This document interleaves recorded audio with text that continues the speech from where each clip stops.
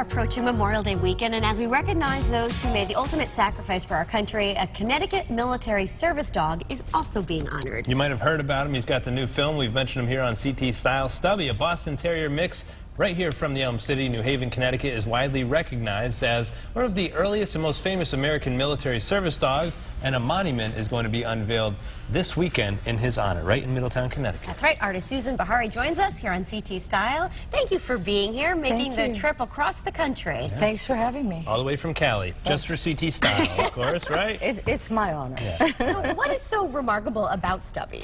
Well, Stubby was our country's first, official service dog, so that's very special. And we're talking 100 years ago, World War I, and now, of course, centenary.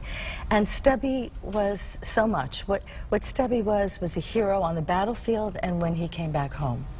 And, he would detect mustard gas attacks, artillery shells. Crazy. He would go to the soldiers who were wounded in no man's land, between the two sides, and he would sit at their side till help came. Oh. And then when he came home, he was a huge hero. He led parades, and he met 3 presidents. There he is, you're looking at us. Yeah, and he lifted the morale, both in the trenches during the terrible hardships of that war, and then when he finally did, come home. Sure. He was a great hero symbol. Yeah. You don't typically think of animals being in the armed forces, but it wasn't just dogs either. No, that's right. In fact, I'm really planning on like to do a monument to all our service animals who have served and assistance animals. But some of the animals who did serve were, carrier pigeons that saved countless lives. Horses, donkeys, mules, dogs came in World War II, and now we need them more than ever. We need our dogs. And how did you get involved in this project? Because you're a classically trained artist. Yes, well, because my first commission was our country's first war dog memorial, Always Faithful, which I had the great honor of doing in 1994. It was dedicated to the Marine Corps dogs and the brave military, the Marines that served in World War II, and it's at the War Dog Cemetery in Guam. Wow. So ever since then, I've been honoring law enforcement, the military, the handlers, and the dogs that do so much for the rest of us, keep us safe, free. Let's talk about the creation. We're going to have an opportunity to see it in Middletown this Saturday. How long of a process was this for you? Well, I say a few months because first there's so much research that goes into it. This is a mixed breed dog. All we have are old photographs. Oh my goodness. And so being somebody who has an extensive background with dogs, I used to show. So cute how he's saluting. Well, too. that was very important.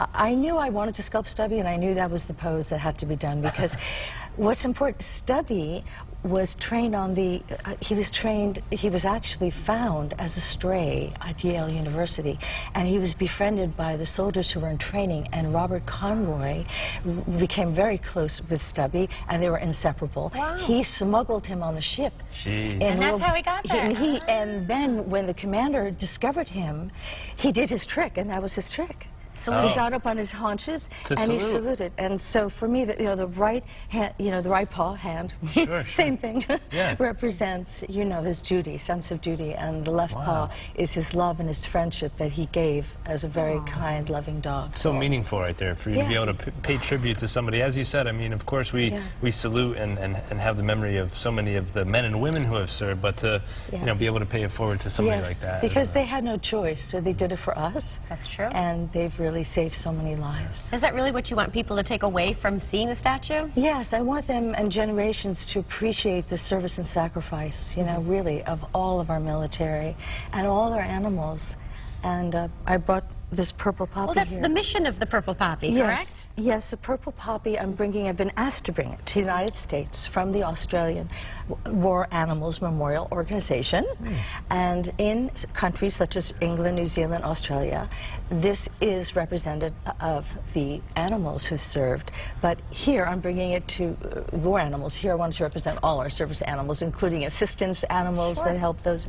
So that's why I'm wearing it, and I brought 2 purple poppies for you to enjoy. Thank you very much. We'll be sure to put them on. Well, November 13th will be our first Purple Poppy Day. All right. Very good. And then we could check out the memorial. It's all happening. Please check, go to Trees of Honor, Connecticut Trees of Honor Veterans Park. And if you wanted to know more about what I've been talking about, on my website, you go to Service Animals with an S, Monument, unveil.com. Very good. Susan, thank you so much for being here and for what you've done. It's my honor. Thank you. Beautiful work. Thank you so much. All right. I appreciate it. 10:30 Saturday in Middletown. Make sure you guys stop on by and check it out.